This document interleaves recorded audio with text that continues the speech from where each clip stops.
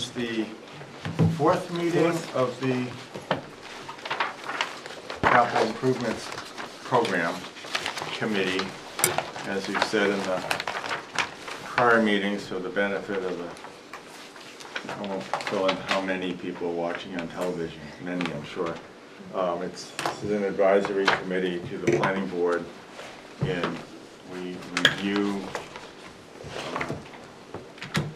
proposals, presentations from the departments, and create a plan for the capital improvements for the town to maintain, as the term says, its capital equipment structures based on rules and created by the planning board and state statute. So, with that long introduction, let's introduce ourselves, starting with Ellen. I'm Ellen Markowitz, representing the Goffstown School. I'm Jim Craig, the Select Board Representative. I'm Kimberly Pease. I'm Jim Raymond, the chair. Brad Parkhurst, Community at Large member. Derek Horn, Town Administrator. Joanne Duffy, Planning and Economic Development Director. Okay, and why don't you introduce yourselves now, and then we'll... Derek, while they're coming up, go ahead, guys. Why don't you introduce yourselves, and then we'll go to... Corey White, Sewer Commission. And I'm Adam Jacobs, DPW Director. Thank you. Before you start, let's do a couple of housekeeping things. We need to approve minutes of at least one meeting and possibly two, because we deferred one. It was June 16th and 30th. You've all had a chance to read them. I won't ask you if you in fact did. Brad, will you make a motion to approve? I'll move to approve. Okay. I'm sorry. No, go ahead. You go, Ellen. To approve the June 30th. Never want to be shy. Minutes. Brad, will you second that? I'll motion? second it. All those in favor say aye. Aye. Okay, so that's both minutes. Oh, correct? you actually did the 16th ones at your meeting on the 30th. Oh. You did two sets that I week. thought, Well, now it's double approved. But there was one we did not do because we... You got that one last We week did? as well. Okay, Yep, so we're yep, you're caught up. Okay, good. Thank you. We'll modify the motion. my motion was just the 30th. Oh, okay. I It think. was. Yes. Okay, good. You're more on the ball than I am. Derek, you had an addition that you wanted to propose for administration. Do you want to do that first? I can do it after sewer and DPW. Okay. And we can go through that. Okay, afterwards. I have a question on that. Well, let's hold. Then Okay. we'll get to it. And we have additional information from the library. Is that just informational? Is there Yes. anything we need to There's act on? no action required on that. That was a follow-up to their presentation on the 16th. The committee had asked for some square footage information, so that was provided. And then you also had a copy of the revised matrix. This corrects a handful of errors that I've caught throughout. It also now includes the projects from DPW, as well as the new project that I'll be proposing after near the end of the meeting tonight. So we'll use this one. Yes, for it's- tonight's meeting. Yes. Okay. Why don't you direct us to where we should be looking? And we'll do the sewer first. Yeah, so sewer will be first, and they are on page 5 of 10, starting at row 138. So at the top of page 5 of 10 of the new matrix that was distributed this evening. Okay. Welcome. Before we begin the presentation, why don't you explain to the committee and the taxpayers watching how the sewer fund operates and impact generally on tax burden? Because that takes away a lot of our things you have to think about. Yes, we operate based on user fees. We don't take any tax dollars. So anything that, any of our projects or anything we need all comes out of our, the money generated from user fees and such.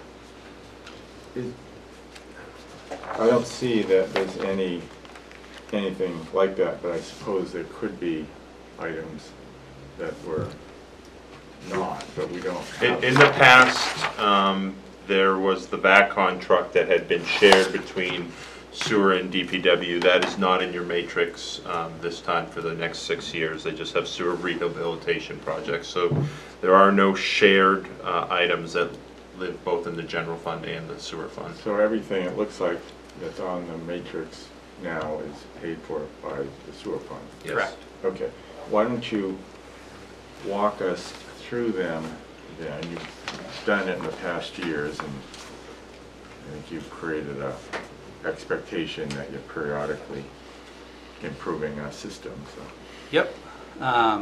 So for the next 6 years, we've decided to tackle a specific neighborhood. We call it the Flats, but it's like Rochambeau Street area. The collection system in that area is past its lifespan. There's a lot of issues with the system down there. If you know the area, it's dead flat everywhere. So it's hard to get pitch on pipes. And when it was originally installed, it's short clay pipes. So they all go like this. Nothing's laid true anymore. And there's a lot of holes, crumbling. Roots get into old clay pipes because they don't fit together tight today like our plastic pipe with spigots and everything. So to try to basically keep our system up and running and keep it good, we've chosen, this is like one of the last neighborhoods that has severe issues.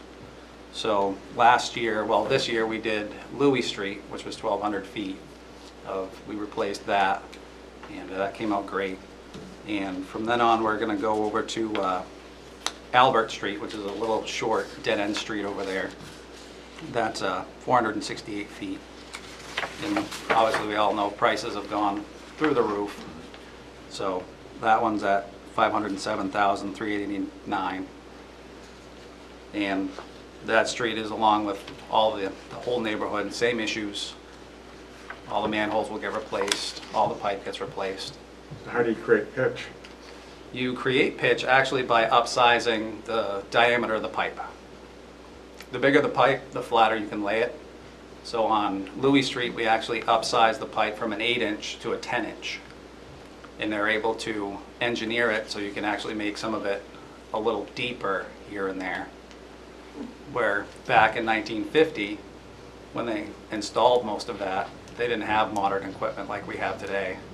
They changed 1,200 feet of pipe in 30 days, which that probably took them 6 months. It's 10 feet in the ground. Do you contract out for this, or do you? Yes, yep. We don't have any equipment or anything to do that in-house. I have a question, just geographic location.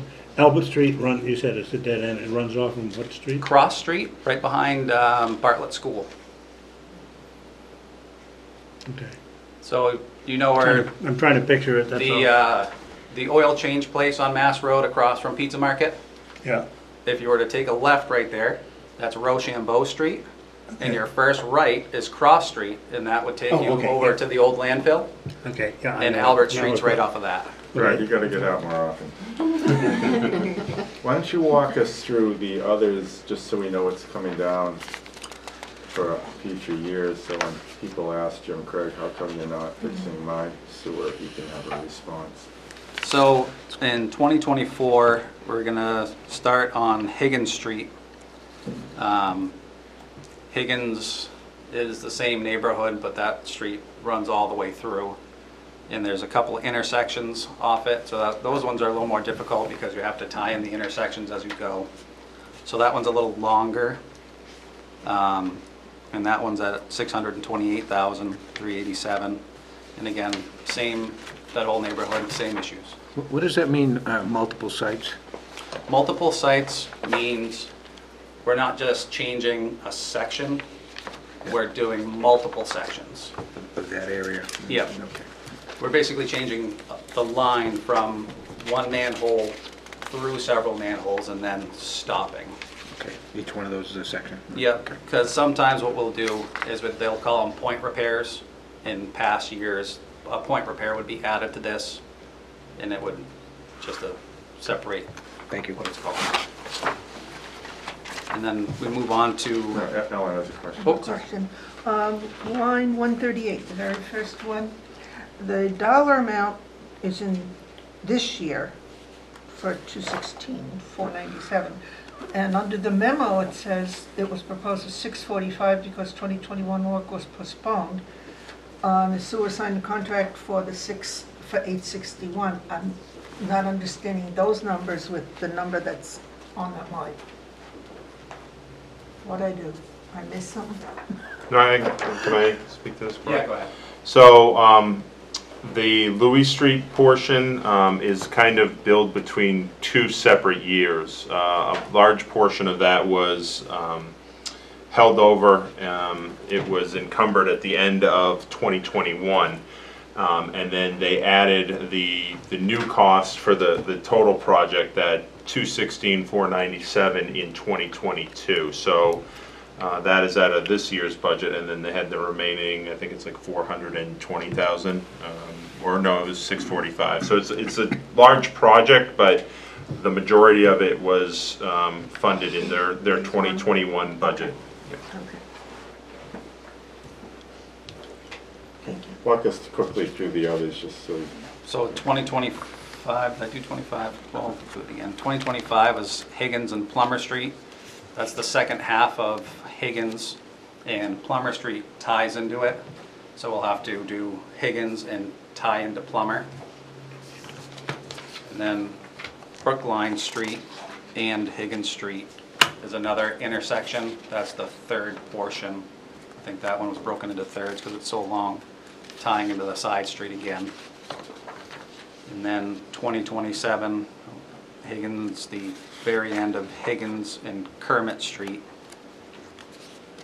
And going on to 28, we have Rochambeau.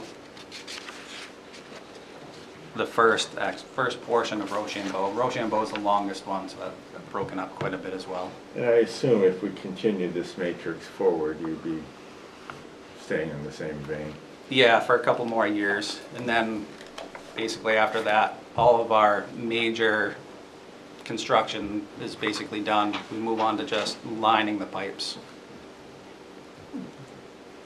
Jim, do you have a question? No, I don't, thank you. Let's see on this one. Just being pensive here. Yeah. Thank you. Does anybody have any questions? I do, actually. I noticed, I think I'm recalling last year and this year, a lot of projects are scheduled in the Bernardville section. I wonder if there's anything anticipated for the village section. Not in the next 6 years. Okay. Everything down there is actually looking forward. There's a lot of pipelining that's going to go on because the pipes are actually still laid true, so we're able to pull a liner through it. It's a PVC liner. It's just as strong as what we put in new pipe. So Okay. that stuff will get lined eventually. Well, I'm not, In question. lieu of replacing. In lieu of replacing, it's significantly cheaper just to line. And I realize, so this is, again, back at Bernardville, all the water in there is Manchester. Is anything, any correlation? Nope. Nope, okay. So they have their own pipelines and we have our Yep, own they too? do their own thing, we do our own thing. This is just for my own edification, that's all. Okay. Thank you. Welcome. I mean, you have one of the easier reports because of what we started out talking about. Yeah. So I appreciate that. Thank you. All right. We'll take it out now. Derek, why don't you tell us where to look? So DPW, I think Adam probably, based on where we are in the matrix, will start with vehicles, which are on page 3 of 10. Yes. How come sometimes the DPW come in, they're camouflaged bright orange, and you're very subdued today? Is there, You know. on Thursday you're subdued? and- Yes. I'm gonna try to gauge the world and dress accordingly, I guess. I don't want to let anybody down. Okay, so yes, if you starting on Page 3 for us, we've got 5 pieces of equipment scheduled for 2023. We've got a 2008 John Deere bucket loader. That's $225,000. The only real extra note there is that it includes the plow. We do use our loaders in the winter for some of our parking lots. And I'd like to be able to provide that, especially for the schools. So that includes a plow attachment. We've also got a 2004 Freightliner tractor. That's what you might think of as a tractor-trailer truck. So this is the piece that hauls the trailers. We have 2 long-haul trucks, a frontline unit that runs every day of the week, well, Tuesday through Friday anyway, when our solid waste is in operation, and a backup in case there are any breakdowns or planned maintenance periods. The trash and recycling don't stop, so we really, for both our long-haul truck and our curbside trucks, we need at least one backup unit for each of those 2 things. Are these normal scheduled replacements, or are they wearing out, or how do you decide when to replace them? So we try to stretch. A few years ago, I extended the replacement cycle for pretty much everything in our fleet to where it is now. We try on the units that are used daily, especially for solid waste, that really have to be replaced. Those are my highest priority. If I lose a plow truck tomorrow, we don't fret too much. In a storm, it's a little bit worse. If I lose a curbside truck tomorrow, we start to worry. And if we lose a second curbside truck, that whole program immediately comes to a head.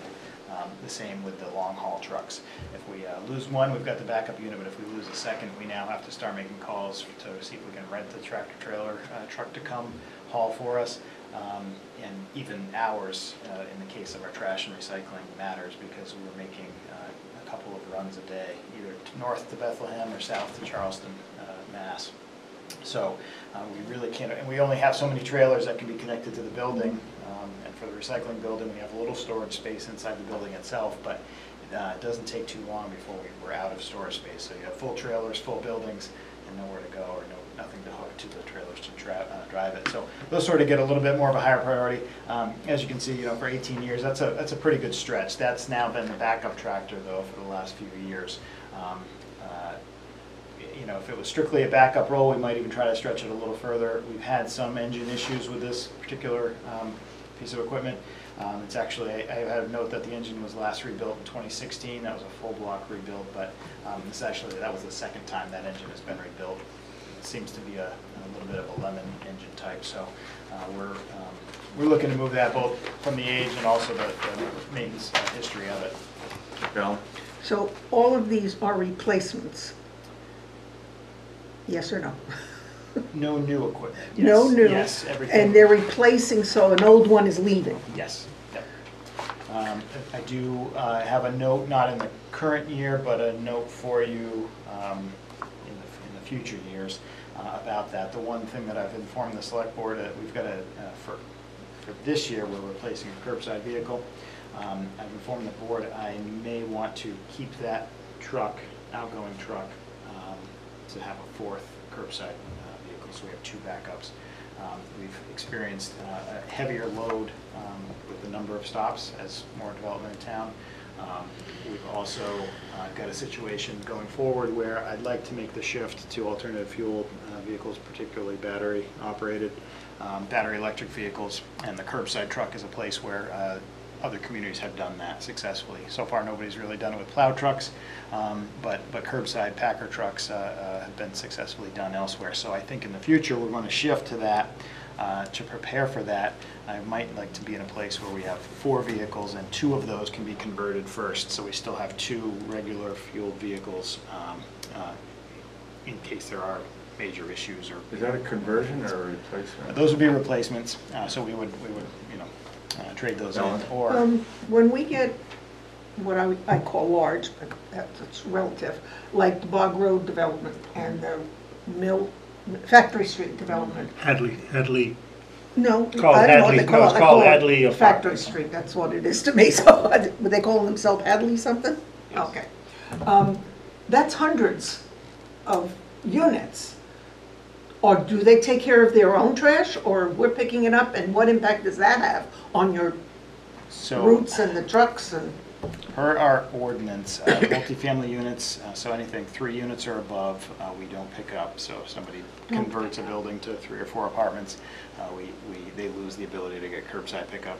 I'm sure there's a few out there that are, you know, somehow skirting that, but we do not pick up trash at condo developments. We have a few condo developments in town which opt to use us for curbside recycling pickup. So some don't have their residents separate. Goffstown is a mandatory recycling community, but I'm sure there are some that are just using single dumpsters for So that. it's, those 2 developments are not going to impact? As of right now, there's been no request. Okay. This, it goes back, and there's a lot of history about it, about the communities that we do pick up recycling in.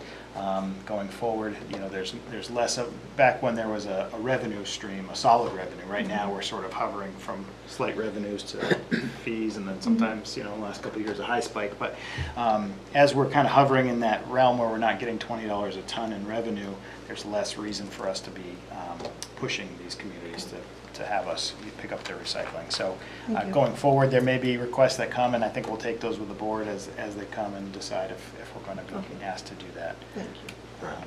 Well, I think you just answered my question. First of all, that was a question I had. And the second one, now, the multi-unit, then they make a request of DPW for curbside pickup, and then you need to approach the board to get an okay to do it, is that it? I guess I'm asking, what's the process? If there are requests outside of what the solid waste ordinance authorizes, yep. That's how usually we let people know gently that, you know, multifamilies are not eligible for that. If you would like to request a waiver, you can. When it comes to recycling pickup in the condo developments, that's kind of a bigger discussion, certainly to involve the board. It was a long story to get there, how we got there in some of the locations. Probably not appropriate for a CIP discussion, but certainly offline I could Thank you, some Adam. background if you need it. Let's see, we've got a 2004 roll-off trailer. So now this is the thing that the tractor would attach to in some cases. We have several boxes. If you're familiar with a transfer station, we use roll-off containers, open-top containers, for metal, construction, and demo debris, and sometimes for pressure-treated wood off, you know, and a load of its own. So those boxes get dropped, and then when the trailer is ready, it can hook up, and it's got a hoist and an arm that will roll the trailer right up onto the roll the box right up onto the back of the trailer, and then drive. We have oversized boxes and an oversized trailer because it makes sense for us financially to make fewer runs. You know, when we don't want to have to run a metal bin every day, for example. With a larger trailer, we can squeeze an extra day or 2 out of it. So we've got a pretty good sized trailer, but it's getting a little bit long in the tooth. We had some pretty good repairs this year, and when it was down for repair, waiting on some parts from Canada, we had a little bit of a time trying to find somebody with a big enough roll-off trailer to grab our boxes. We actually used some smaller boxes for a short time too. Question again. Yes, sir. These are taken to a location, I don't know where, and disposed of in some way, shape, or form, or recycled, or I guess some of it is probably revenue generating, like the metals. Correct, yep. Schnitzer Metals takes our metal. And we've got a couple of sites, one in Bradford and I think Epping, Erco and Epping is the second site that takes construction and demo debris, which is the other big generator in those con box. That's what I'm thinking storage about, all the boxes. debris from construction. All right, thank you, Adam. You're welcome. Next item up, we've got a 2011 Bobcat skid steer loader, so this is now a smaller loader than the other. We have 3 of these. We use them both in the solid waste side of the house, in the recycling building primarily, so that we have a system where our trucks and our residents dump onto the open floor of the recycling building, which allows us one last human look before we put what's single stream into the trailers. So we load it manually with the Bobcat. We load it into a compactor, and that pushes into the live floor trailers. The couple of things this does. This cuts down on the amount of contamination that we would receive in our recycling. Wish cycling, you might hear the phrase. Sometimes we'll have everything from porcelain toilets because somebody said they could recycle porcelain, so they think it's a single stream item. Garden hose is another big one, sometimes wire, a lot of plastic bags, that sort of thing, which will clog up the machinery of the automated sorting facility in Charlestown. So we try to at least have one last chance to grab that before it goes into the trailers. Things like paint and all that. If somebody runs out of space in their curbside barrel, unfortunately, sometimes the recycling barrel might be the repository for some of that excess material. Especially move-out day, it might be a big one, so you see everything at the curbs. But anyhow, that also allows us to get slightly better rates when our contracts are up with the single stream recycling company, Casella. Our single stream is relatively clean for New Hampshire and very clean compared to Massachusetts, so they like having us as a customer. We can, as a whole, what we bring in is cleaner, therefore their overall contamination level at the facility is lower.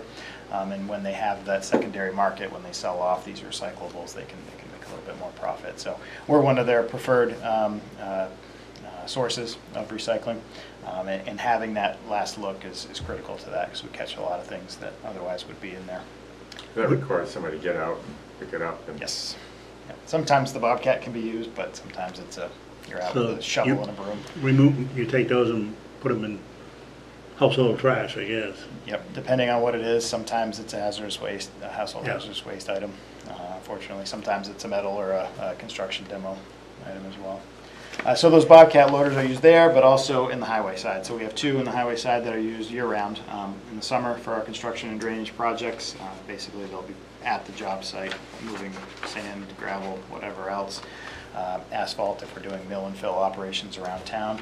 And then when the seasons shift, those become the sidewalk maintenance machines. So we've opted not to, we have one older sidewalk machine, a Bombardier with a plow and tracks, and it looks pretty ancient, but it's rugged. But we've opted not to spend, $150,000, $200,000 on a dedicated sidewalk maintenance machine, which are very nice, and I'm sure the drivers probably prefer them over a Bobcat in the winter. But then they sit for the majority of the year unless you're using them to mow roadsides, and they're not really the greatest for that type of thing. So we've opted not to go to that specialized machinery for our frontline sidewalk maintenance, so the Bobcats get used all year round. So they're usually pretty tired by the time they get to the end of the life. We start them off generally in the transfer station because that's a pretty high repetition area. And the second reason is that we can usually qualify for some New Hampshire the Beautiful grants, which you can see down on line 85, I believe it's going to be on your spreadsheets, as an offsetting. It's not huge, but anytime we spend capital funds on something that's related to recycling in any way in New Hampshire, we're eligible to apply for this program. It's funded largely by the beverage manufacturers, kind of as an offset, and the whole green economy type thing. But so I plugged in, I programmed in about $5,000, exactly $5,000 for anything that's recycling related. That's kind of been the past benchmark about what we can expect from them when we do apply for a grant. We've had good luck receiving those. So we try to get that money by replacing our transfer station equipment first, and then that allows us to go for that. Do you have capital reserve funds for the public works vehicle replacement? We do not. Is that something that you consider at the regular schedule? It's been considered in the past. I'm not terribly opposed to it, but with the amount of equipment we've had and the amount of money every year, it really is going to require a steady strain. So it's, I think the last time it was proposed, it was $2.5 maybe to $3 million ask to get that year's worth of equipment, which as you can see is up there, $750,000 kind of average, plus enough to fund that to now get future years, and you're almost, it's the same annual ask because it's in and out, in and out. Well, as it is, you're I'll say you're level funding, but you're staying in the same ballpark each year, so that's, I think, be more critical if you're going to trying to be a little, if I can anyway, that's my big goal, is to try to keep it in the same ballpark. Unlike Fire, who have $1 million machine that they buy every, I'll say it wrong, whatever I say the periodicity is, but every few years they know for a fact they're going to have a huge purchase. That's a perfect example for a reserve fund. For us, I just, at this point, I haven't seen the need, because I'm keeping it relatively stable there. Yeah, they're, Adam, especially on the vehicles, they've worked their replacement schedule. And we've been very fortunate the last few years that we haven't had to bump vehicles, so. And then the last item I've got there is another of our 100-yard live floor trailers. This What's one's a live floor? So our trailers for trash and recycling, to be able to, mainly it's for the offload. You want to be able to offload quickly, and if you think about a tractor trailer, closed top trailer, there's only a couple of ways to unload one of these. So it's either get a trailer that can lift and dump, a roll-off trailer now which has a container that is modular and gets pulled on, and then when you're done you set it down onto the ground, or open the back and tip it up and it empties. These trailers, just based on the amount of material that you're going to want to haul each time, we try to maximize that. So the way to do that is to have these live floor trailers, which is a hydraulically operated slat system in the floor. And almost, if you think about it, almost like an inchworm, where they look like they're doing the same thing, but they're moving stuff forward. So these live floors have these sections in the floor panels, which move in a pattern that it ejects or it packs, depending on which way we're going. So it's got a hydraulic system in the floor, and it moves just slightly, just enough, with finger type, they overlap in sections, and it will slowly pack to the front of the trailer, or if it's the other way, it will slowly eject. So maybe not so slowly, but so that's it's kind of a neat operation. They tend to wear fairly quickly, as you might imagine, especially in the trash side of the house. There's a lot more abrasives and a lot more goo, I guess, for lack of a better term, that gets in and gums up the operation. So every few years, even on our trailers that are not being replaced, we do have sections replaced. They can take out some of these interior aluminum panels and replace them. Usually what we'll do is shift. The highest wear areas are in the back of the trailer. We can kind of flop those, get those out, and flop everything and replace into the front, so you get a little more life out of them. So that's a live floor trailer. We've got half a dozen of those, so just trying to replace every couple of years one of those. Brad, you had a question. Yeah, having this, Adam, more economical than having a big dumper body, or? It is. You'd have to have a pretty good size area to be able to do that. And some of I think primarily for the recycling, I don't believe they even have the capacity there to take a big tip like you might see Continental Paving has an enormous trailer dump. But then there's the whole piece of debris as well. So whereas asphalt doesn't necessarily go too live unless you have an accident on the interstate trash and recycling. You'd find your way back to Goffstown by chasing our trash. So you really need the closed top trailer. So it's really the way to go. And especially with the quantities that we're hauling. A few years ago we replaced one because it no longer passed an overweight certification, which allows us to go all the way up to 99,000 pounds. Otherwise, we're limited. I think it's 68 or 70,000 pounds if you're not at the overweight level. So that's not full trailers every time they leave the yard, especially for trash, which is heavier. So we really need that high rating, and so we got to keep our trailers in good shape. So keeping that regular replacement cycle is the way to go.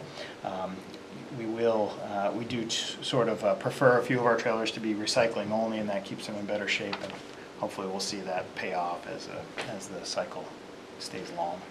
What are the chances of teaching the taxpayers that town saves money if they do recycle? We try. I know we've had a few recycling efforts over the years into the schools is usually effective. We're coming due on doing that again. We try to kind of let them age out a little bit and then come back in and refresh everybody. You know, we've had trash sort days on the lawn where you bring in a load of trash and sometimes just from the school actual trash, pour it out on tarps and they can kind of have an activity to go through and see of what in the trash is actually recyclable. So that's kind of a good way to get those habits early, and they bring that home, hopefully. Do they recycle at the school? To a degree, yep. I think probably there's a fair amount there that could be done. One of the big things at schools in the future, you know, as we look forward now to what's next kind of thing, composting is probably will be mandatory in New Hampshire at some point. It's mandatory in Vermont. It'll come here next as we run out of landfill space. I think right now it's actually, I won't throw the Chicken Little flag here, but I think officially we have 2 years left of capacity at the landfill that we're contracted to bring to. And there's only, I think, 3 active public landfills in the state, and they're all less than 10 years of capacity left, unless permits are extended. It's all coming, this is probably inside baseball, it's all coming to a head though where the state's solid waste plan has lapsed, so now the latest law is now requiring no new permitting activities, expansions, or new landfills until the solid waste plan is updated. So there's a little bit of a train wreck approaching. So I think probably composting will be one of the first easiest low-hanging fruit items to sort of slow down the rate which we're filling our landfills. Interstate commerce laws require that if you've got a public landfill, you have to have that open to other states. So if it's fiscally feasible, Massachusetts will continue to haul to New Hampshire. I think right now it's 30 or 40% of New Hampshire's landfill annual consumption is from Massachusetts. And, you know, there's some great documentaries. This will be the last I say about this, but there's some interesting things going on where trucks are hauling all day long across the bridge from Canada to Michigan because some of the landfills there are less expensive than Canada. So it makes sense to cross international lines just to get rid of trash. So it's all coming. I think Boston's latest contract has them going to Ohio with their curbside trash. So could be some dire things coming if we don't make some changes quick. So anyway, schools be a big place to cut down on trash load with a composting effort. We've done a few pilot ideas here. We're starting to look ahead towards, okay, are we going to promote some backyard composting, community composting things? I guess the thing I would want to avoid as long as possible would be a curbside pickup where we have a third truck now that's coming for a third barrel because you have to have a place to bring all that and process it. I'm not sure we have the footprint on our current site to do that. So I don't have any of that programmed in my CIP, and I hope to be able to keep that off, but at some point it's going to be a big topic around town for sure. Just a question on all the vehicles, not just the ones you got 2024, but are they basically at end of life and they're done, or they have any resale or trade-in value? We do, as you know, we have to budget on a gross basis, so act as if there was going to be a fire tomorrow and there will be no trade-in and value left. But we do, in the end, see some revenue usually on a trade-in or a straight sale. The last year and a half or so, we've been using Municipid auction, some online auction site. We've had some pretty good luck, better so than when we would advertise on our own, just, you know, cruisers for sale. We would kind of have a local area of interest for that, and we'd put some Facebook ads and stuff. When we advertise on Municipid, we're noticing bids from further away in New England and even into New York and New Jersey. Not without some growing pains, but the price we usually get on those is higher, significantly higher. It's tough to say if that's also happening with every other used vehicle price going up as well. So those two things are happening at the same time. So ask me again in a couple of years if we're still getting those good rates. But as of right now, it's working well and a little better than when we would offer a trade-in as part of a new purchase. But this isn't anticipated revenue. This is revenue If it works, we get it. If we don't, Yeah, we can't show it. It's- Comes in, goes to the general fund, but That's we what can't, my we next can't budget That's for why you it. said Yeah. you have to budget on a gross basis, it doesn't, it's not a net Okay. cost. so. And the Listen, board's I'm just tried to be learning. a little more true to the financial end of things as far as accounting goes. So when we have a trade-in, there was a time when we would take a trade-in and it would reduce the purchase price, and that's what would hit the budget. The board has really tried to make sure that the gross purchase price is what hits the budget, and the revenue comes in a different accounting line. So we're not, creating an ability to spend those funds on other things. Becomes a little painful for me at times when that happens, but that's kind of the proper thing to do from the accounting perspective. Okay. Anything else exciting in the out years that we need to know about, or is it just more of the same? It's a lot of the same. We've got a couple of big items, some older. We've got a 1992 grader, so that's pretty long in the tooth. Looking at, we use our motor grader a bit in the winter, especially if things get really rough. But mainly this is for our gravel roads and for our road rebuilding projects. If Continental Paving, for example, doesn't have a grader available, or if we're going to do some rough grading activities before they come in for the finish grading right before it's paved, we'll use our grader for that. So it's not a daily use piece of equipment, but it's very expensive. Graders motor graders are pretty expensive. I've got budgeted in there to buy another used. If we're going to be 43 years old at that point, I'm pretty sure we can find something 20 years old that'll still be perfect for our purposes and not be all that expensive. So I tried to pepper in a few of those little things where we're looking used for some of the heavier equipment that's not an emergency or a daily use item.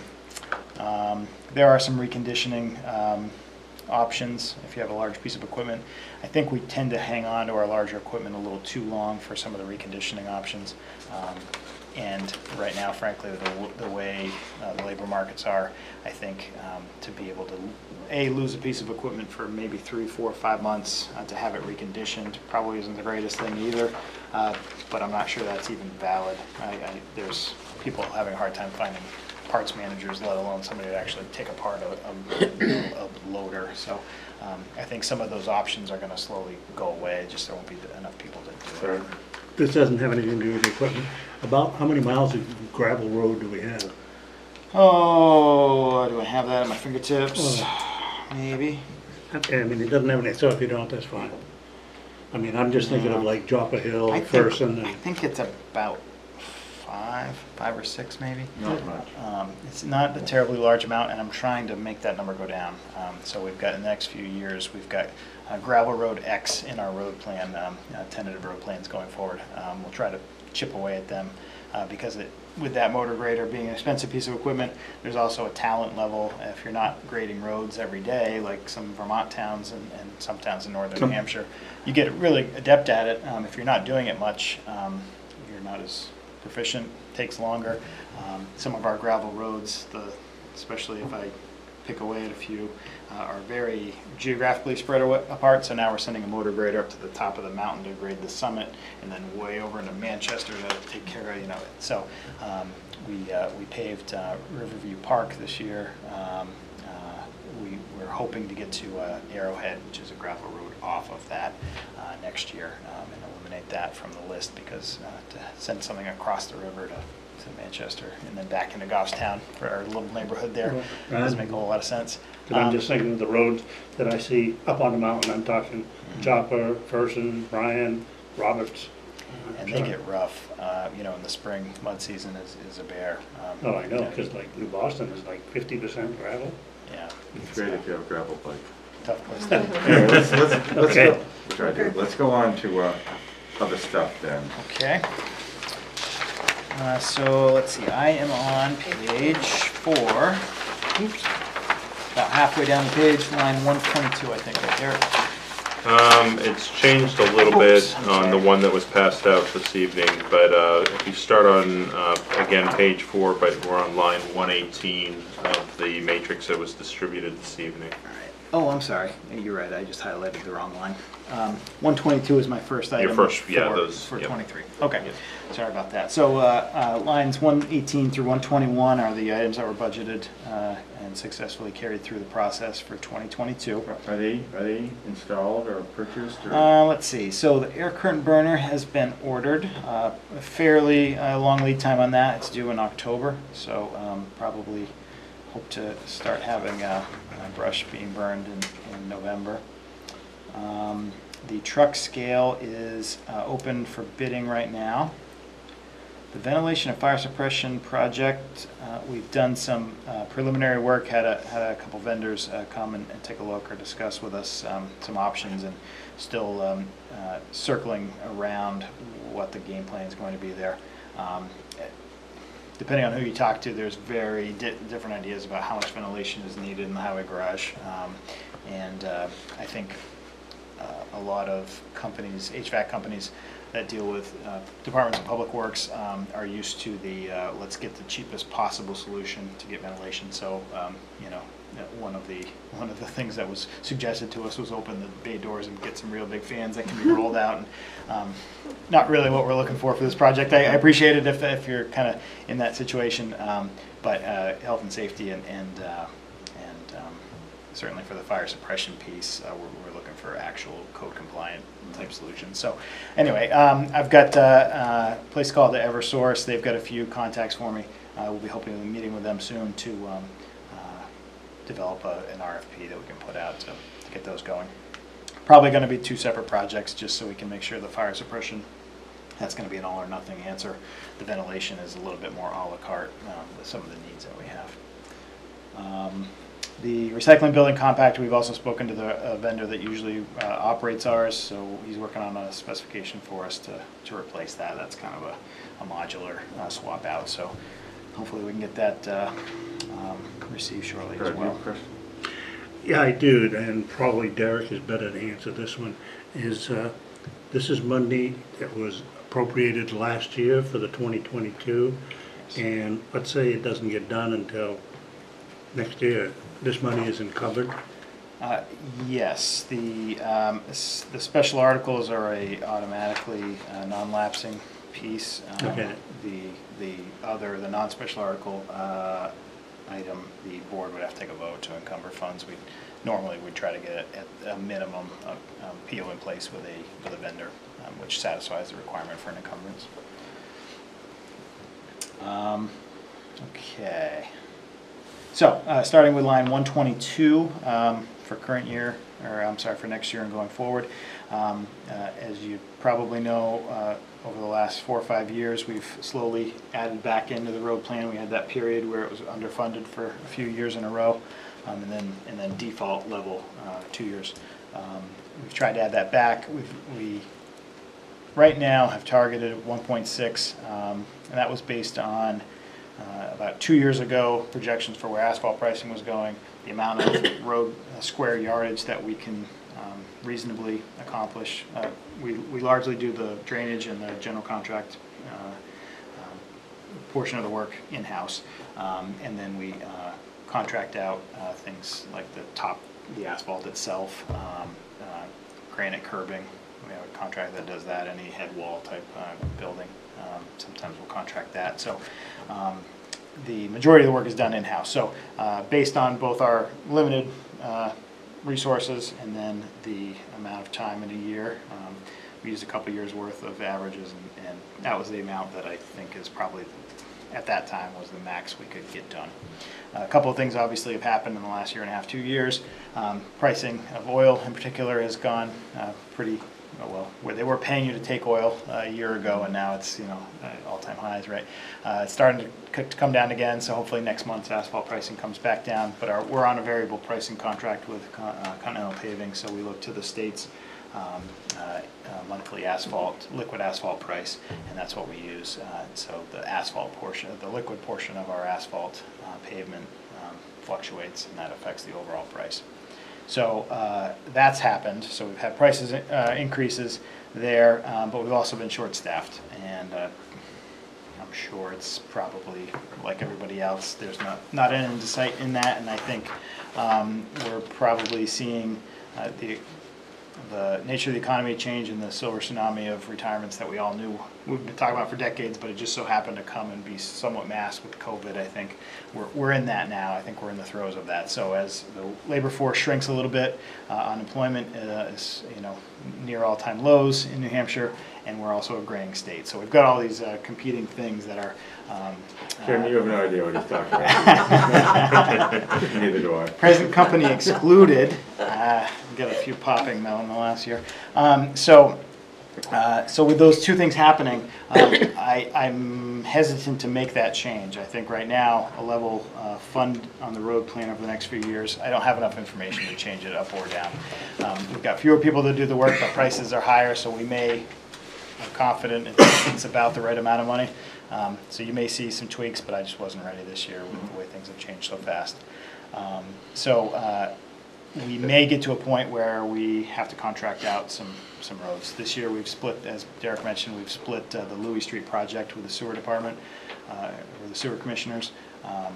We may get in, there's not really a lot of that left. We have to do some work in the same neighborhood that they're targeting next few years. We may be able to lump together the last couple of years of that and make it work, but there's not any real sewer installation projects left. There's some maintenance. I think you answered this, you just did, but we discussed, I think it was last year, where we had essentially fallen behind during the default budget years and the end of funding years, and how much you needed to accelerate this to catch up so then we can get on a more maintenance level. But I'm assuming what you just told us is you're not ready to, even if you wanted to, probably this isn't the time to be thinking about that. I would say we're still in catch-up mode.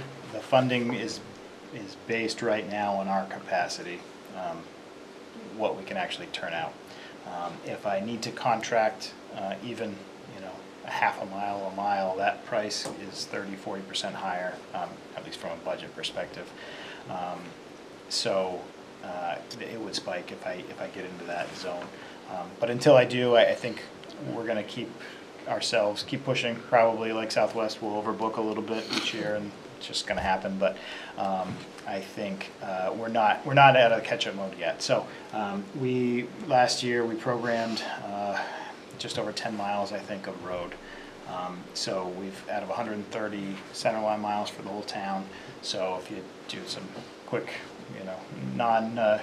non-improved math, it's about a 13-year return cycle, which is pretty good. So if we're able to keep the current level up and prices don't go nuts, if we get to every road in town on average every 13 years, main road's a little faster, subdivision streets a little slower, that's pretty good. The number that you want to be well above is every year 130 miles in town gets 1 year older, so we need to gain at least 130 years worth of renewal each year to offset that, so we're not moving backwards again. So we're above that. So I think we're still in catch-up mode, but we're in a good place. So as I think labor, if asphalt continues its little downward trend here, I think we're going to be a good place, and then it will be a labor discussion this time next year. I may tell you we've been unable to fill these positions now for 2 solid years, or 3 solid years, I guess at that point. It's time to start thinking about contracting again, and if so, are we going to increase the budget to do that? But for right now, we're going to keep going as hard as we can with what we have and try to keep all the balls in the air.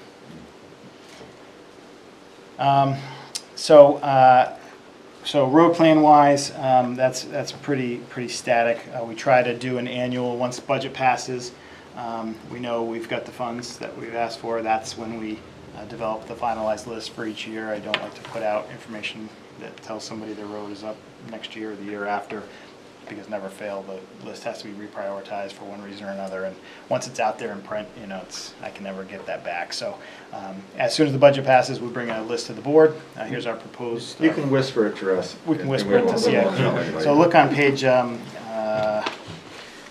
11 of 10. in your packets, you'll see the list. Yes, just variation. But in general, I can give you an idea of kind of what the goal is. We've got a lot of streets in Pinardville that are 40-plus years old, so that is a hard press, has been since we started College Road 2016, and will continue to be starting next year as well. We've also got some streets in the village in these parts. We try to geographically, at least, try to address a few here and there, plus the gravel road conversions that I mentioned earlier. 24 and beyond, Pinardville, the hill section, we've got a few streets left there that are nice and long, but then the flats area, which will be kind of following Sewers' work, or trying to combine with them. Obviously, we can't get ahead of them, so it's either a year after or together, probably as we get to the last street there, we'll do that last one together. Manchester Waterworks has been informed, kind of the rough schedule of, hey, where we're going to go next. I can't tell you what their plans are right now. I don't know if they've got any full replacements or swap outs needed. In particular in Pinardville, on the hill side of the neighborhoods, there are a lot of private water lines. A lot of those streets were maybe a house or two deep once upon a time, and somebody wanted to build way up on the hill. They had a private water line that was sent all the way up to the top, and as houses filled in, they either bought into the private line or were extended for the public line. So Manchester maintains what is a private water line in a lot of cases. I think they're getting to the point where a lot of those have been fully upgraded and converted to publicly owned, or owned by the waterworks, I should say. But I think there's still a few left. So we try to keep them apprised of general areas. Same with the gas company. They've done a few extensions where we've done some work. I will say it does complicate our life a bit, because having gas anywhere where you're excavating now is a challenge. We've had a few areas that have had to be adjusted where a gas service now is to be moved down or up, because our plan 3 years ago to be somewhere wasn't exactly right when we finally had the design for the road done. If we're lucky, we're a full year ahead of our own construction for our invert elevations for pipes. So sometimes gas just says, give us your best guess. Are you going to be on the left side of the street or the right side? And then they'll come back later and adjust their little service crossings as needed. But also the danger factor makes excavation a little slower. And the residents in the neighborhood now have to live with the road was bad enough to begin with, but now they've got a patch and a spiderweb of patches all the way up the street, and every house that connected to gas has a patch across the road. So it does really accelerate the deterioration of that street right at the last bit of its life by allowing gas to go in first.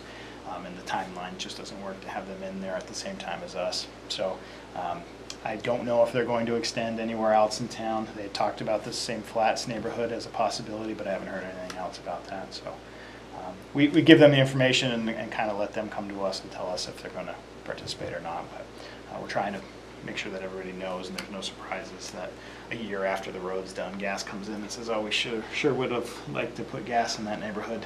It's too late. So try to get everybody on the same page.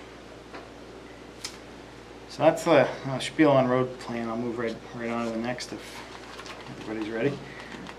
Traffic signal upgrades. These are the last 2 years in the plan to upgrade the entire Mass Road corridor, all the way from Pinard Street to Shaw's.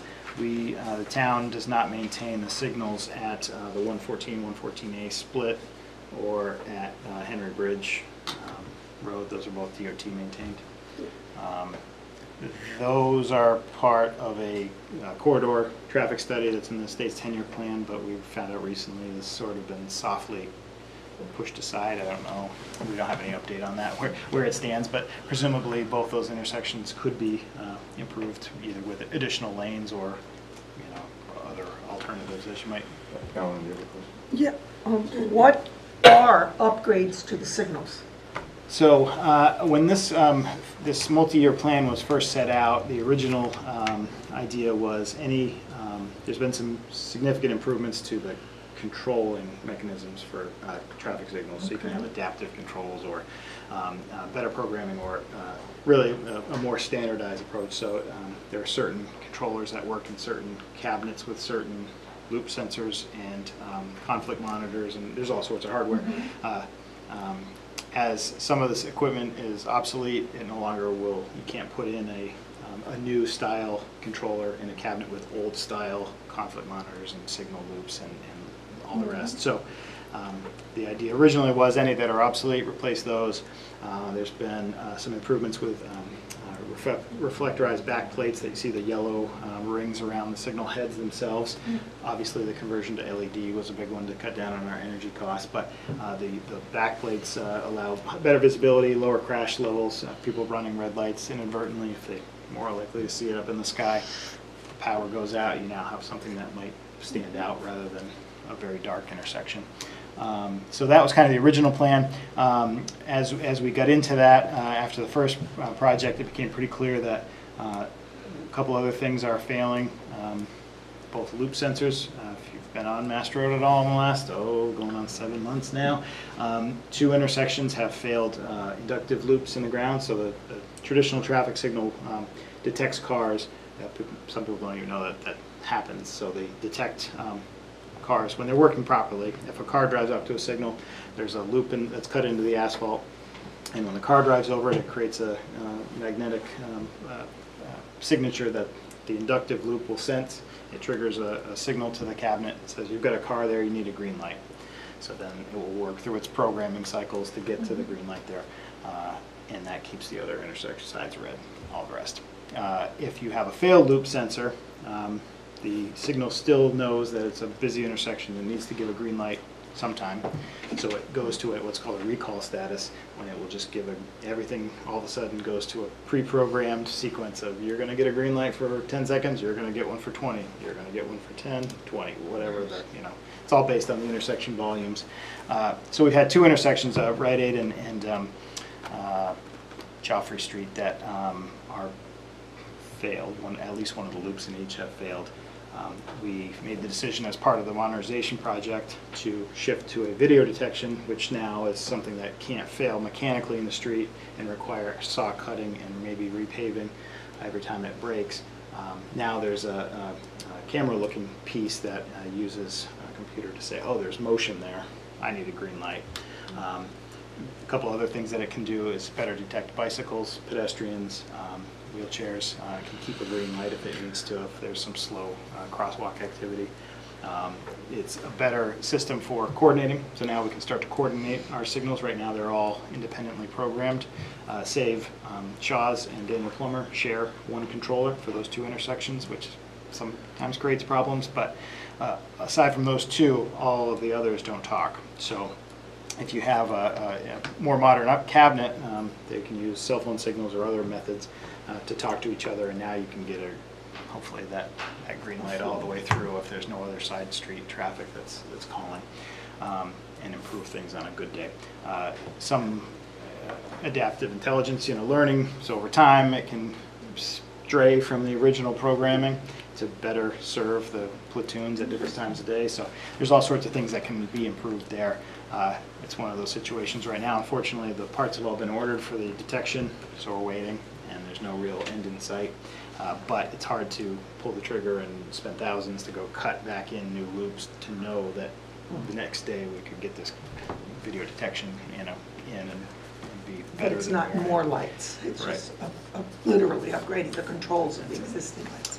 We've also, ADA is more of a focus now than it had been when the project was originally conceived for these multiple signals. So ADA improvements, primarily pedestrian buttons and beacons, but also detectable warning pads. There's also been some changes to the transportation field with ADA.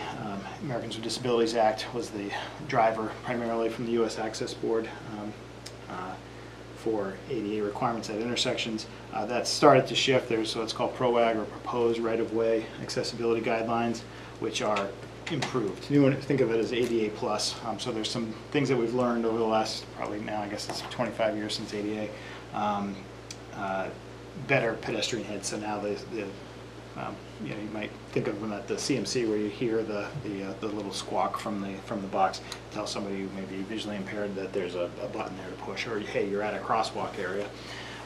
So there's improvements like that didn't exist or weren't the standard at the time, which have now most everybody is shifted to these PROAG guidelines, because at some point in the near future, they're going to be the guidelines. They won't just be proposed, they'll be the actual. So we're trying to make improvements there. I don't know, I think I probably spurted out enough. Pinardville certainly has a lot of sidewalk improvements needed, granite, both tip downs, detectable warning plates, the actual bump outs, bulb outs, shapes of where pedestrians actually have to be while they're waiting to be able to cross. Pretty much every intersection has those improvements and still needed. So that's what we're hoping to kind of get with the last 2 years worth of program here, and hopefully when we're done, that whole stretch will be done in time to then rebuild Mass Road in Pinardville. So coming soon to a store near you will be some sort of a planning system with the select board, probably the planning board, figure out what we're going to do as Mass Road comes due for its its next facelift, I guess. Do we want a full-blown village project like we had here in downtown the village? Do we want to keep things mainly as they are and resurface and maybe get some new sidewalk curbing, or do we want to treat the whole streetscape thing? So there's some big stuff coming in Mass Road, but the signals and some of the pedestrian improvements are needed first, and then we'll go from there. You've got, just looking ahead, next year, the biggie is Center Street 18-inch culvert replacement. That's going to Yes. sop up a lot. So what we've got coming up, we had a portion last year for design.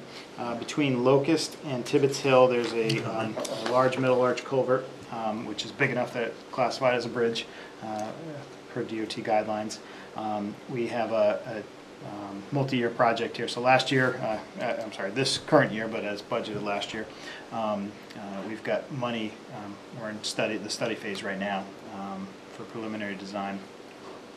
This is a state aid bridge program project. So years ago, we knew that these multi-plate metal arch corrugated culverts, when they fail pretty rapidly.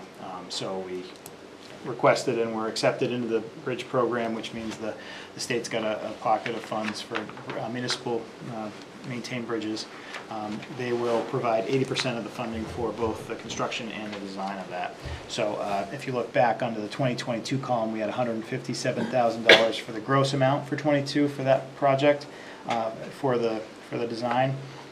If you look down on line 133, of that 157, we anticipated 125,600 as a reimbursement from the DOT for their 80% share. So we're only paying 20% here locally. That design number is probably will end up bigger than 157,000. That number was based on DOT's estimate a couple years ago, and they're notoriously low. Any increase we're paying 20% of, so it lessens the blow a little bit. So now fast forward to 2025, we've got a number of $1.3 million plugged in, so that is the construction and also the construction engineering, so any on-site observation, materials testing, that sort of thing that has to happen during construction. That number is based on DOT's now updated estimate of the construction cost for that project. It will end up as a bridge rather than a culvert, which will be better, both from a long-term sustainability perspective, but also environmentally. It really opens up now. Those streams will start to restore themselves to what nature wants it to be from a width, depth, aquatic organism passage, that sort of thing. So anytime you can open up those spans from a culvert where you're forcing a stream down into a small cross-sectional area, into what it wants to be, which is what the whole study here that we're in now, trying to figure out, basically, for lack of a better term, what the stream wants to be.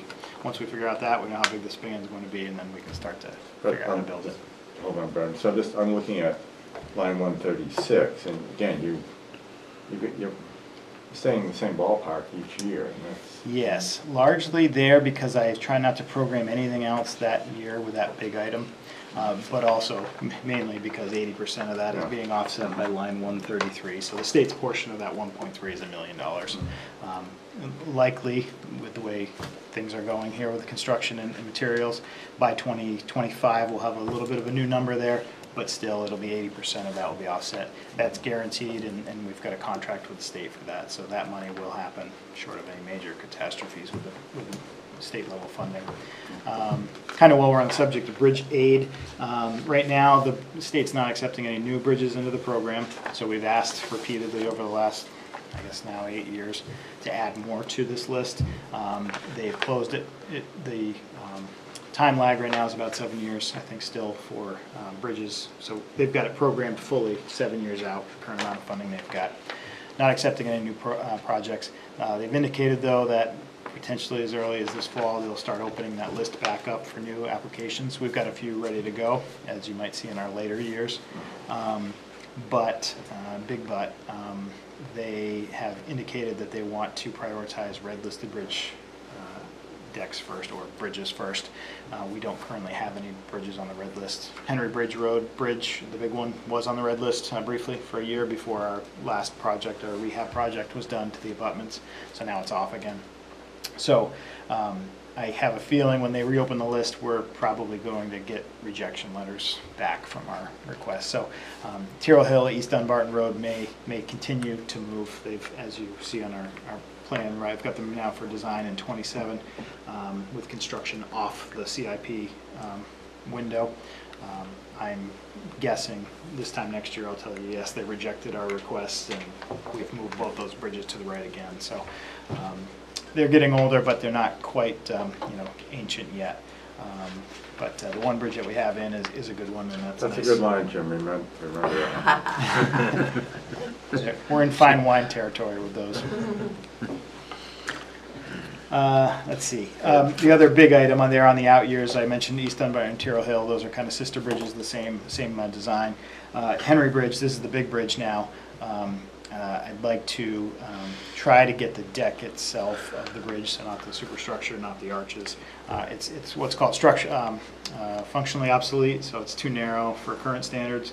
You may see a little scarring from plows that might meet a big truck coming the other way, and we've had a few little near misses there. But largely for normal traffic, you can make it without being too afraid. But the deck itself is pavement on corrugated steel, structural steel, and we do have some significant deterioration going on there. So I would like to get the deck itself replaced, and it's a big enough project. It's a heavy enough, large enough bridge, and heavily enough traveled that it's going to be an expensive one. So that's what that project is programmed for 28 right now. So those three bridges will be the three that we request here this fall if they open up the state aid list again.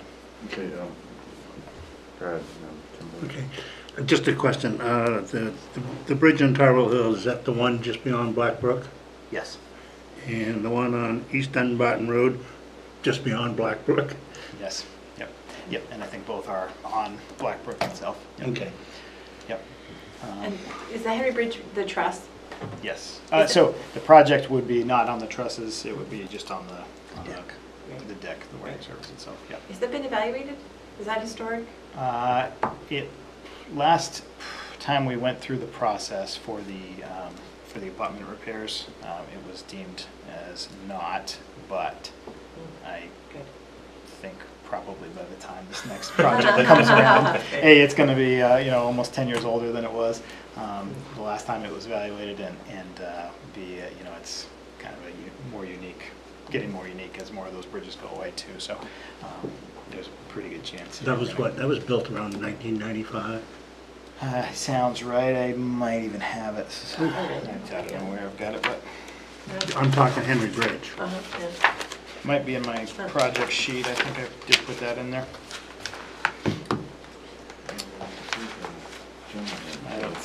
I won't keep the folks at home waiting on me to find that number, but yes, in that I'm round. going to say somewhere in there. Early to mid-90s. Okay, dwarf wedge muscle. Yeah. Yes. Yeah. Oh, yeah. Way to move some muscles. Oh, yeah, Yeah. And then kind of to round out my projects, I've got two new to CIP this year. We've got a garage roof repairs, sort of with an asterisk that's if needed. But rooftop solar is the key to that one. So I'd like to keep moving forward with the plan to kind of keep us from energy perspective as sustainable and alternatively sourced as possible. So I'll let the board know my intention will be to start anyway with our highway garage. It's one of our biggest areas where we're consuming electricity, and the closer or the situations where you can consume as much energy as possible inside the meter in the same location as a solar panel array, the better, because it's more cost, you're not sending electricity out to the grid, and Eversource gets their cut of any, proceeds there. So if we can use a lot of electricity in the highway garage, but also generate a lot at the highway garage itself on the roof, because it's a good place to mount panels, we can save the town a lot of money from an operational budget perspective, but also set ourselves up for future conversion, probably to EV or battery EV vehicles, where we're driving off the sun, as they say. Generate it where you're going to use it and charge your vehicles. So when you mentioned power, I'm going to call it the furnace, you called it something else. It burns, okay. Does that produce electricity? Did we get that? This particular model does not. They do offer a generation unit. This one operates on electricity, so it's a 3-phase powered motor. A little bit uses a little, but yeah. Doesn't create it. They do sell versions, probably $800,000 to $900,000 if you want to buy one that will generate power.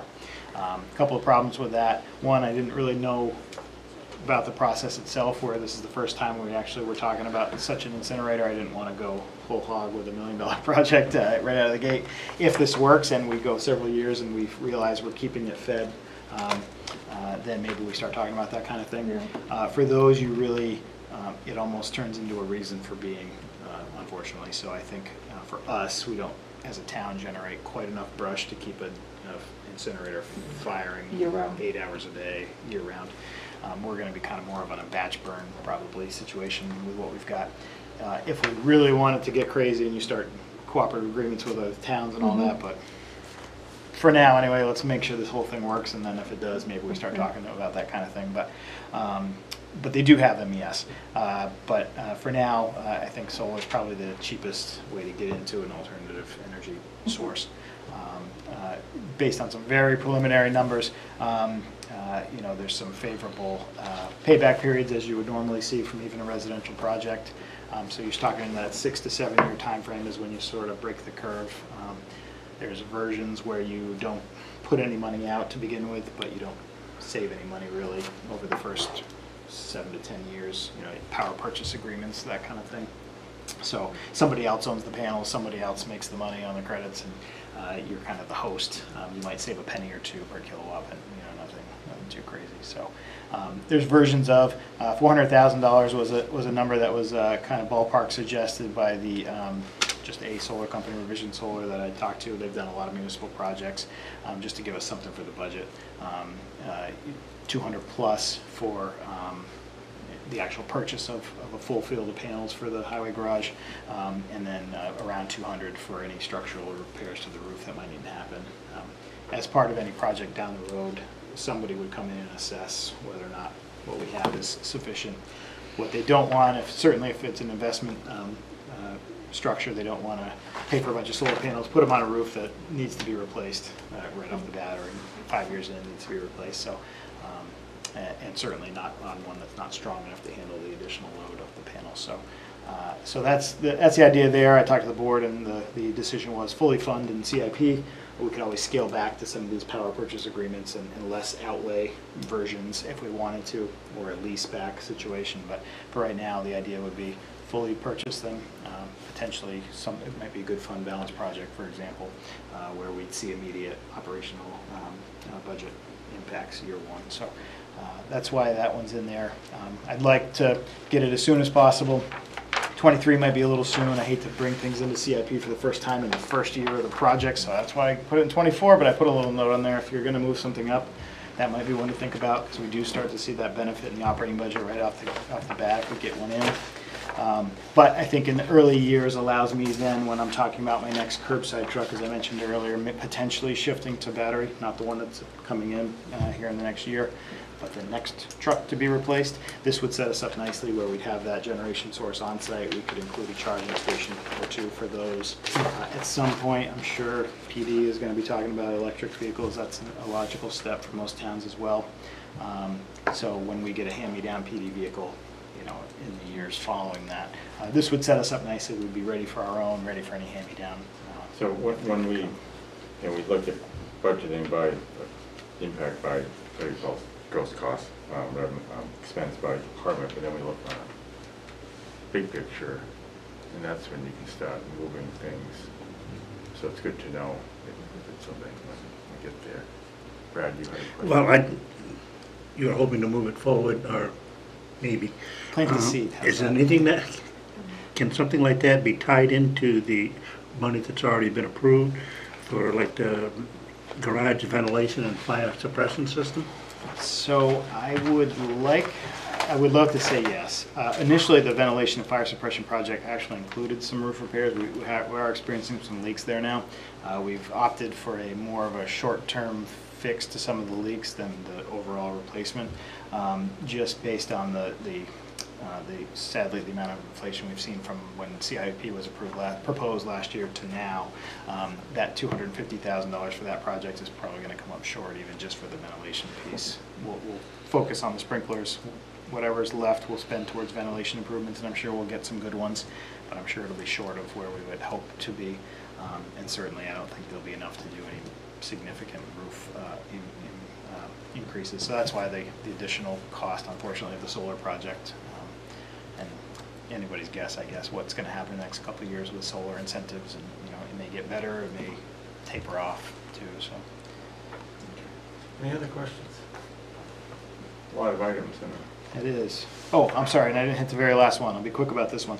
We have one more culvert on the plan, Smith Road. In 2026, there's a couple culverts on Smith Road, but one of them is large enough that the stream that it passes is considered a Tier 2 stream, which doesn't mean much to anybody except DES. Maybe, you know, Kim means a lot to Kim. Means a lot to me. The larger the stream, the bigger the catchment area that feeds into that stream. A lot of things happen. A lot more species are requiring that stream for their life. So the restrictions upon what you can do and how easy it is to either swap a culvert without any additional permitting. We do like a routine quarterly report where we swap smaller culverts in town. You start to get into bigger projects, there's more permitting ahead of time. Army Corps, additional things that are pulled into that, and certainly DES involvement. This one is a Tier 2 stream, very large area upstream. So that's going to have a little bit more permitting and be a bigger span, I'm sure. I shouldn't say span. Probably some sort of a precast structure, maybe a box culvert, could even be a bridge when we're done, depending on what the on Smith Road. Road is only about that big. Yeah, it's pretty wild. Well, DOT bridge is only 10 feet, Right. so. Yeah, okay. Yeah. And so, you know, you start to look at what Mother Nature wants that stream to be, and 10 feet comes quick. You know, and that's 10 feet in a flood scenario in some cases, right? So, Smith Road does not have a huge capacity to become controlled by the level of water. So you really need to pass there. You can't allow water to back up very far. You get a lot of houses. The street itself isn't much of an embankment, so probably would be close. It could be a bridge when we're done. So that number may even be small. We'll probably is small now that I'm talking about it, but we'll find out as we get a little bit closer and we start the permitting for it. But the idea is we every year, every couple of years, we try to grab one of these bigger projects and build it into CIP rather than into our road plan. Right now, we do try to swap every culvert on a street. If it's old corrugated steel that are starting to show their age and rot out, we'll swap every single one of those. If it's a street with concrete pipes that we can save, we'll do that. But some of these larger ones we can't wait until Smith Road is due again. You know, if we wait in that perspective, we might have a bunch of culverts all in one year that are all $100,000 plus projects. So we kind of have to pick our spots with some of these.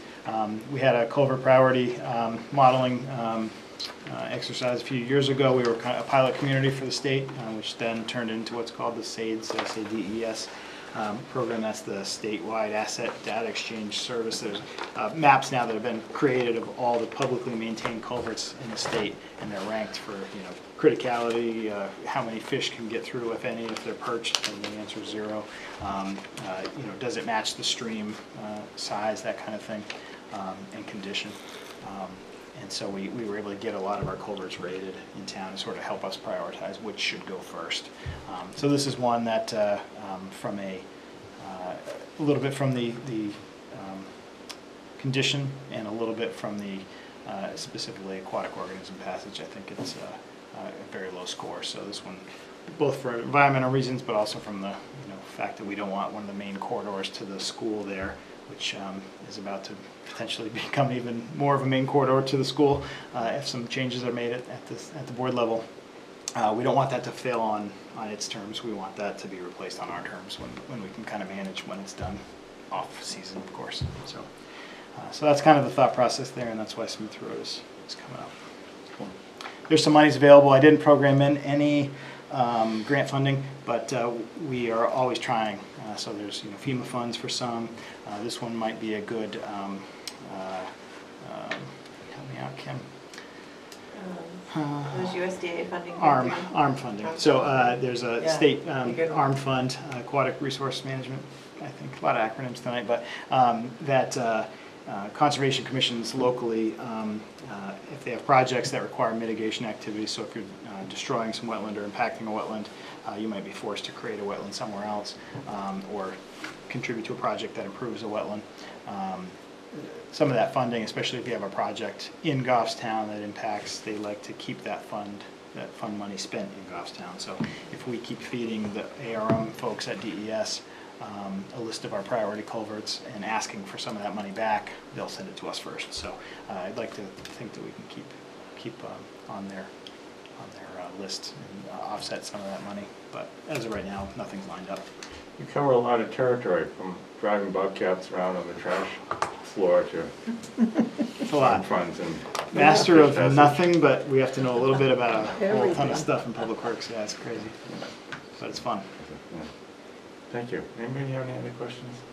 I don't have a question, but I just want to thank you for answering a lot of my questions, for teaching me, giving me some education, because now that I'm serving on this committee, there are a lot of things I didn't know that I'm learning, and that's why I'm asking questions. Running a town is pretty challenging, but Oh my God, this is, yeah. we're going to get into this when he makes his presentation. Yeah. Thank you. Thank you. Any questions or anything? I'm sure Derek will feed him along. If you need pictures of equipment or anything like that, I didn't do much of a dog and pony show this year, but if you need to see anything, if you don't know what a loader looks like, let me know. Okay. So we'll show up someday to get rides. Yes, Ryan absolutely. said he got to drive something. I forgot what he said it was, but I said, just don't crash it. It's not in the budget. Yes, that's right. Okay, door's always open. Thank you. Thank you. Have a good night. Thank you. Derek, you're up. Okay, so you do have one new project submittal from me. The forms were on the table when you entered. This is on your matrix on page 5 of 10 on row 161. We started toying with this idea during COVID because some of the restrictions that the school has with how much, especially during the 2020 presidential elections. We had to really change up how we did things. So typically what we do is we have personnel from DPW, Parks and Rec, Town Hall, as well as some of our great poll workers like Brad here, who empty out one of our storage closets here, line it all in this hallway, and then by hand they lug it out the front door or the back door, throw it on a trailer, and then they take it to both the high school, Bartlett, the day before. They set up the poles. The night of, we start breaking it down, but basically we just push everything in a corner, and the day after an election, they do the same process in reverse. They throw it all into a trailer and they bring it back. This is not, so what we'd be seeking to do is purchase a, probably about an 18-foot long aluminum trailer, kind of what most people refer to as like a toy trailer, fully enclosed with a ramp. People can walk in it with a door up front. And this would be for all of our election signs, any office equipment that does not need to be stored inside, any of our, we have bins that are just bins for throwing the ballots in before they are boxed up and stored. This would not be any of the vote tabulation machines, vote tabulation storage. This is nothing, those all have statutory requirements on how we store those and how we secure those. But the idea is to save a little bit of time the day before and the day after, is kind of put these in a mobile storage unit that we can house over at DPW, lock it up, weatherproof it, and then the day of the elections, or the day before the elections, we would drive it over, get all the polls set up, and then when we break it down, it would just go back into storage. For those of us who work at polls, see how much human labor goes into it, so it's, yeah. Yeah, so I better disqualify myself. This is just the box trailer, it's not a vehicle? Correct, this is just a box So trailer we're as gonna well hook it up to as, something else and get it yes, yep, someplace? yep, it would just be a box trailer, and we've put in I think I've put in about $2,000, based on what we're seeing for prices right now, to install shelving or any attachment or tie downs that we would need beyond that. So eventually, let's say 25 years in the future, at the time that the school does a new building, whenever that may be, I hope this community has a dedicated storage room just to this voting. It's a huge task to move all this stuff and to get it into the building, set up, and then out the day after. So hopefully, if this town ever does, do some school building projects right off that main gym or wherever, I would say a storage room dedicated to this election material would be perfect. So this election material, it doesn't include the machines, the counters? Correct. The So machine, it's the booths, the voting booths? the voting booths. There's a lot of junk stuff. There is. A lot of, And when, A lot of non-perishables, even just bottled water, bottled soda. Kathy is great here. She will see a sale and she will use her funds to stock up on them for, especially in a presidential election where we have 4 elections. She may buy all of that in January, knowing that it's going to have to last her all the way through November. So, it really, most of the stuff is signs, voting booths, Tape, right, floor tape? floor tape. It's a lot of that stuff. Yeah. bear in mind, your volunteers, Jim and me excluded, are getting older, so you say some. What? We've already gotten there, we're not getting, we are. Speak for yourself. I just kind of can address the need for this item, because I'm obviously involved in pulling everything out of the jail and some other locations. Would this also include the stuff that we store at the high school too? That's the voting booths that are there, and there's a couple of the boxes for the ballot boxes. Yeah, I think what we're going to have to do is we're going to have to prioritize what we still want to store at the different schools and what the school has for space, and what we're going to be available. Yes, yeah. I just gotta say that I know setting it up and taking down and sorting out, lots of fun. No, I'm lying. have you spoken with the administration about this issue of the 2 polling places having places to store the election material? The school district has been great to allow us to store as much as they are able to take. Okay. But again, we've got a lot of stuff. need more. We've got a lot of stuff that goes, There's a huge amount. there's a lot of stuff packed in the old jail cell across the hall. Just It really, is- we need a storage. You don't wanna go in bin. there and look, I'll tell you that. yeah. Okay, well, I think we're softies in that one, for all. So where would this item go on the, So I've proposed it for next year, in 2023. One of the select board members brought this to the select board at a recent meeting to purchase now. But the board felt compelled that they would prefer to go through the CIP process and the budget process and potentially purchase it but next year. it's not the $25,000 Yeah, threshold? It's because it's a wheeled vehicle with a life longer than 3 years. So that's one of those, when it's a wheeled vehicle with a life longer than 3 years, it doesn't have to meet that $25,000 threshold. So We got a big election coming up. And what this year, page is that on, would that go on? so- On in here? page 5, it's on page 5 under Town Hall and projects. line 161. I put it under projects because Town Hall typically doesn't have vehicles. The only vehicles we get are hand-me-downs after Town Hall. the police Oh, abuse them there and it is. DPW. Okay, let's look ahead on, if you go to your notebook, the tab for the schedule, it's under the first page, under schedule and MISC. The next meeting is scheduled for the 21st, callbacks and deliberative workshop. Do you want to call back anybody? Are there any presentations that we needed additional information on that we would need? Some of them are volunteered to. We got the additional information from the library. I don't know if Parks and Recs we're gonna get anything. I don't believe there was anything, I don't think so. no, I know last year there were some Yeah, questions, yeah, but no, this nothing year this year. I think he had everything. So, and I can't think of anything else unless somebody else can.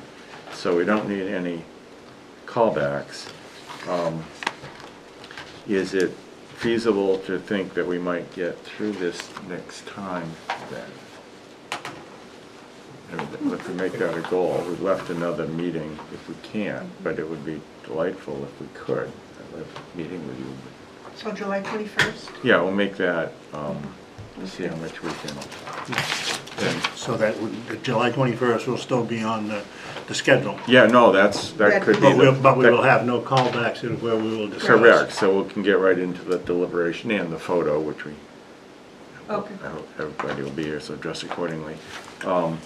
And then we'd still have the planning board presentation, but That's question. September 8th. Question for Derek and Joanne, if we finish on the 21st, could we move the planning board presentation forward? Is that fixed for some reason other than to give us time, or? Well, I know one of the complications is I believe planning board typically does not meet the second Thursday of August. And it would be speaking against interest to suggest that they do that. First Thursday may be. And I'm out the first one, if that matters. So I'm out the August 4th. Okay, it's not critical, I just, There's nothing in, and just quickly scanning for dates. I don't recall there Planning being. board meeting would be August 11th. Oh, I'm out that one too. So it'd be a pretty quick That would be a turnaround pretty quick turnaround. for the report and doling out the Yeah, presentations. so let's leave it as the 8th then, okay. Okay, any other questions, comments, compelling thoughts? Compelling, non-compelling. I got a couple thoughts, but it's not Okay. compelling. Brad, will you then move to adjourn? I'll move to adjourn. And Jim, I'll second. all those in favor say aye. Aye. Opposed, abstention carried, thank you. Where is it?